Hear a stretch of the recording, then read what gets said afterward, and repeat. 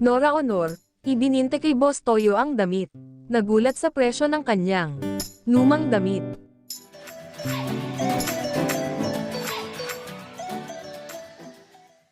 Ikinabigla ni Nora Honor ng presyohan ni Boss Toyo ng Pinoy Pawn Stars ang ginamit na damit ng superstar sa tawag ng tanghalan noong 1967. Sa kanyang pagbisita, dinala ni Nora ang bestidang suot niya noong manalo siya sa tawag ng tanghalan, na maituturing ng isang collector's item na bahagi ng kasaysayan ng pag-evolve ng singer-actress. Pinuri si Boss Toyo ng mga Norenian dahil sa pagbigay nito ng donasyon kay Nora Honor para sa mga nasalanta ng Bagyong Christine sa Bicol. Nagpunta si Ate Gay sa kanyang shop, dala ang damit nitong isinuot nung nanalo ito sa tawag ng tanghalan noong 1967.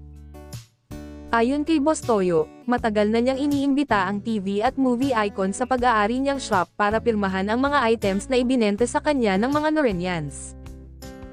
Merong Nora Honor dolls na pinapirma niya sa national artist. Medyo naalangan pa si Nora na pumirma, pero ginawa niya iyon para sa hinihinging donasyon. Kinalaro ni Nora kay Boss Toyo na hindi niya binibenta ang damit niya. Ang worth po nito ay assess ko, hindi ito bababa sa 5 million Philippine pesos. Kasi one and only lang kayo, ma'am. Nag-iisa, tapos ito pa yung, nagsisimula pa lang po kayo dito, sabi ni Boss Toyo na ikinabigla rin ni Ate Gay.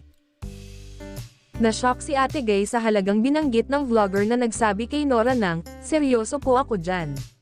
This is something nakakaiba. Nagbigay naman si Boss Toyo ng 250,000 pesos bilang donasyon niya sa pamimigay ni Ate Gay ng relief goods sa Bicol. Nagpakumbaba si Nora Honor kay Boss Toyo para makahingi lang ng donasyon. Hindi raw pumunta roon si Nora sa shop dahil sa artista siya, kundi isang simpleng tao lang daw na gustong makatulong sa mga binagyo sa Bicol.